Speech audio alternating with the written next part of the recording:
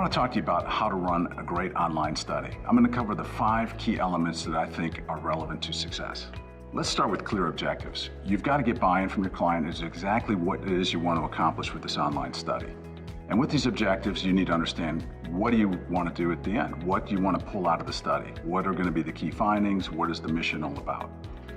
Then you want to make sure that you create activities that are very focused, direct. Don't waste respondents' time. You can do a lot of stuff with them, but you don't want to be redundant. You want to stick to the mission, and you don't want it to be a free-for-all. When you get to the free-for-all phase, you get too many questions in there, too many open ends, and it really becomes a survey versus a human, interactive, deep dive into their psyche. So what we recommend you do is that you establish these objectives, build the activities around those. Make sure you've got a very structured set of time that you're expecting each respondent to participate in each day of the study. And a pretty good best practice approach is 30 to 45 minutes. And again, the incentives need to match up that kind of work. You want to stay on task as far as what it is you're trying to learn. Build in some projective activities.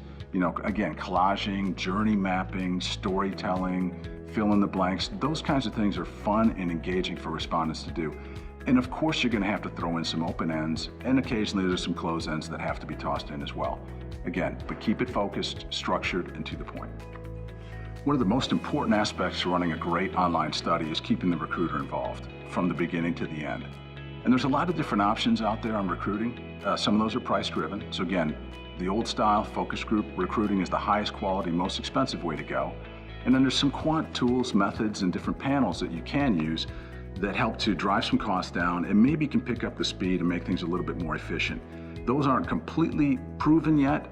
They are real good, but again, the old style focus group, database recruiting methods tend to be the most effective. The other thing that you need to do is you've got to make sure that your incentive matches the workload that you're asking the respondents to do. So for instance, if you're asking them to do a 3-day study that's going to take about 30 minutes per day, you probably want to look at that as, somewhere around, $100. A good rule of thumb is to say $1 per minute of expected time expended against the study. You throw in a store trip, you want to give them a little bit more money, maybe $25 to $50 more. So again, incentive needs to match the workload. If you try to go cheap and go on a point system, you're not going to get the level of connectivity that you will get on a real straightforward cash payout incentive. Another important thing is to stick to the schedule. If you tell them it's 3 days, make sure it's 3 days. Sure, you can probe all you want. If the study's going to start on the 21st, make sure it starts on the 21st, because people have vacations, other things to do. You lose them. So when you get the recruit locked in, make sure your client's on board, make sure the recruiter's on board, and everybody is focused to the start date that you promised. It's incredibly important to use your imagination and creativity when you develop an activity guide for an online study. There are so many things you can do over the course of 3, 4, or 5 days. You never want to repeat things or just have them, you don't want to be redundant, and you don't want to have them just answer open-ended questions.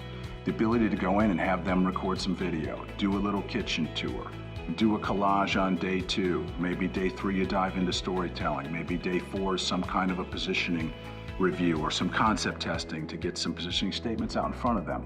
You have this ability to do something different every step of the way. And again, if you do make it different, change it up every day, stay in touch with them, explain what you want them to do, you're going to get them to perform at levels that you never imagined possible.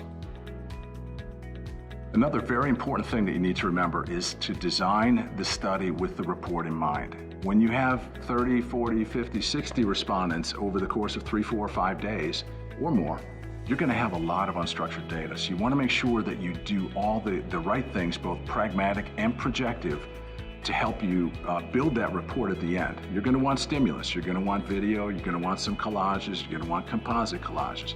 You're going to want a few quotes, a couple of stories, pictures, house tours, store visits. So again, don't overload it to the point that you can't get through all this unstructured data. You'll make it harder on the respondent if you give them too much to do. And again, remember, at the end of the day, it's going to make it harder on your analysis and your report building if you do too much.